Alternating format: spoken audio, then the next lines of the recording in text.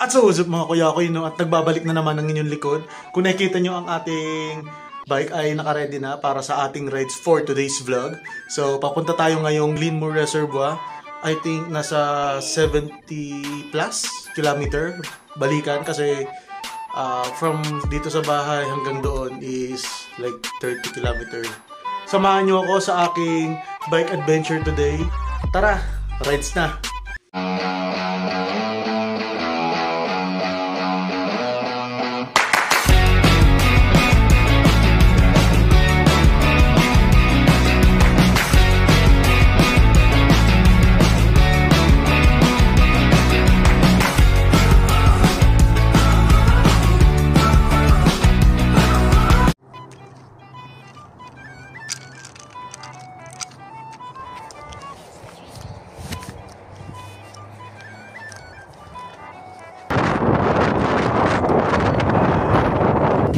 Simula pa lang tayo, ang lakas ng hangin pa sa lubong. So, what's up mga kuya-kuy, no? At paalis na tayo ngayon. Time check 8 AM ng umaga dito. So, papunta pala tayo ngayon ng Glenmore Reservoir. So, start pa lang na rides natin, ahon agad. Tapos sa lubong pa yung hangin.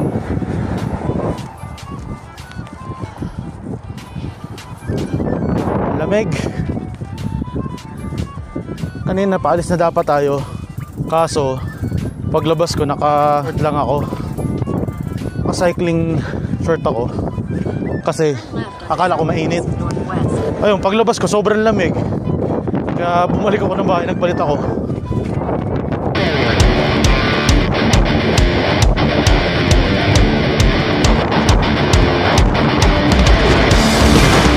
Cloudy tapos windy. Para ako nagbabike sa aircon. Araw, lumabas ka na. Lamig. Nakakamanhid ng kamay.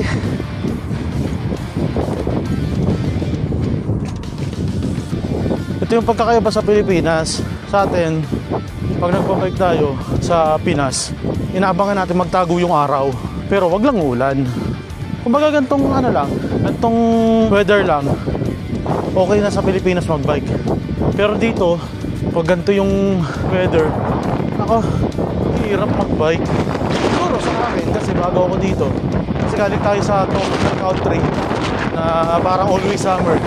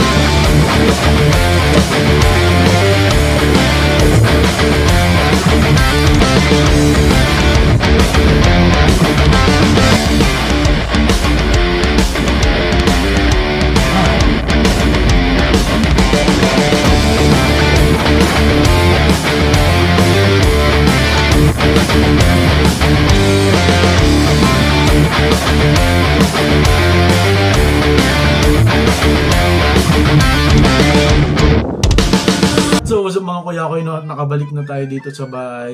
Yun nga, hindi natin nagawa yung Glenmore Reservoir Rides kasi dahil na rin siguro sa weather.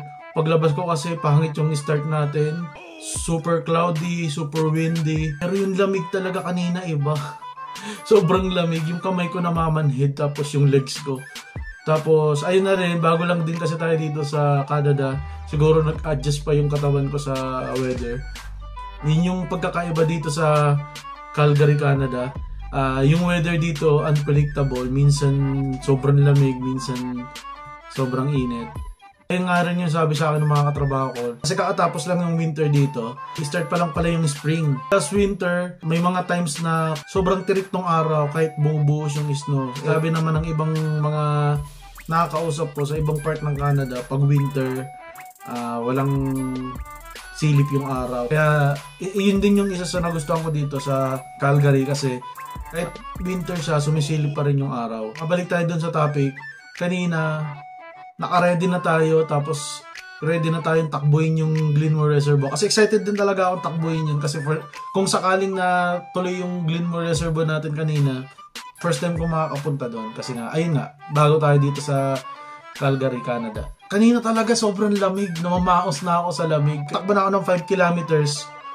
Puro ahon yun, yung 5 kilometers na dinaanan ko. Makikita nyo naman sa video ahon, baba, ahon. Tapos, ang kalaban ko yung lamig. Mahirap huminga dito pag nagbabay ka tapos sobrang lamig. Alam mo yung parang nagka-cramps yung dibdib mo. So, siguro, dahil bago ako, kaya ganun yung nararamdaman ko pag sobrang lamig. Tapos yung binti ko parang, yung maaga pa lang pero pakiramdam mo pagod na dahil naghahalo yung lamig. Tapos yung ahon. Kaya naisip ko kanina, kakayanin ko papunta. Paano yung pauwi? Ayun. Imbis na mayari tayo, so next time na lang natin. So, pero pinapromise ko naman sa inyo na i-upload ko dito sa ating YouTube channel yung Glenmore Reservoir Rides. So, ayun nga, gusto ko rin kasi talagang puntahan yun kasi first time kong makapunta doon.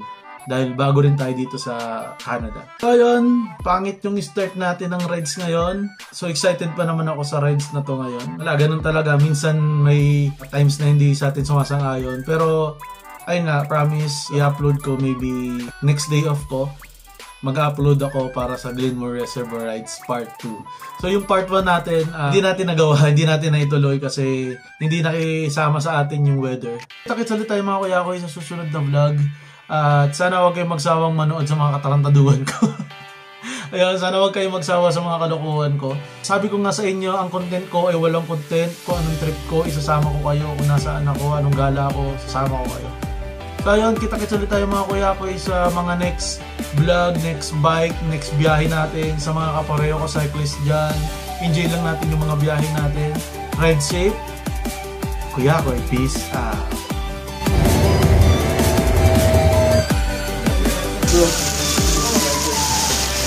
Yeah. Yeah, it's not one of my rabbits.